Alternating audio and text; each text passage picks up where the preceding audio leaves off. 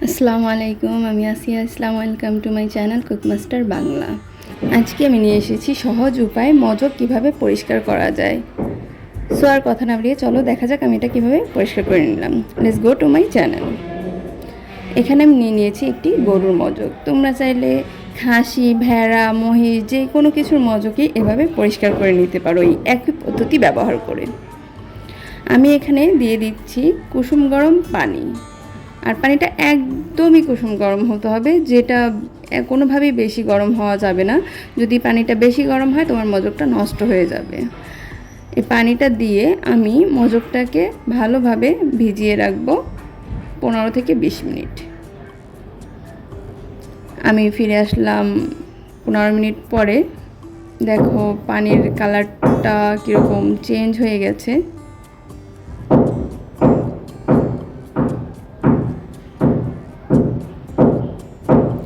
পর্যায়ে আমি পানিগুলোকে ফেলে ভালোভাবে ক্লিন করে তারপর ভালো পানি দিয়ে নিয়ে নিব। আমি নর্মাল পানি দিয়ে ক্লিন করে তারপর পানি নিয়ে নিয়েছি। এখন আমি এই মজকের মধ্যে যে রক্তের শিরাগুলো দেখা যাচ্ছে এগুলাকে ভালোভাবে ক্লিন করব। দেখো এটাকে একদমই আলতো হাতে করতে হবে, যেহেতু মজকটা খুবই নরম থাকে, এটাকে হার্ড করে ধরা যাবে না।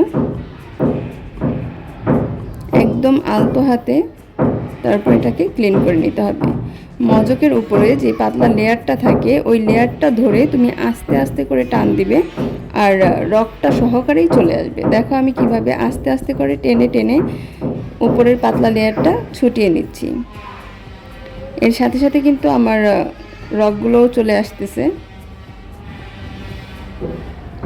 আর এইভাবে করেই পুরো মজকটা তুমি ক্লিন করে নেবে। আমি এটা পুরোটা এইভাবে করেই ক্লিন করে নিচ্ছি।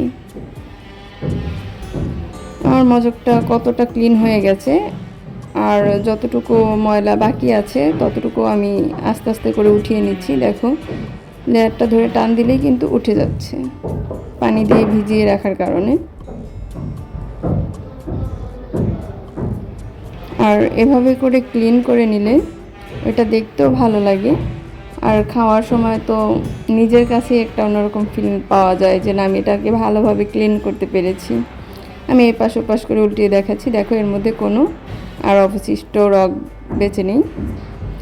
ভিডিওটা দেখতে দেখতে যদি তোমাদের ভালো লেগে থাকে অবশ্যই আমার ভিডিওতে একটি লাইক করে দিয়ে আর আমার চ্যানেলটাকে সাবস্ক্রাইব করে দিয়ে বেল আইকনটি অন করে দেবে।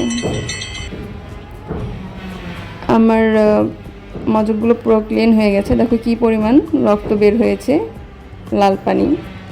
এটাকে আমি ফেলে দিয়ে ভালো পানি দিয়ে ক্লিন করে তারপরে তোমাদেরকে দেখাচ্ছি।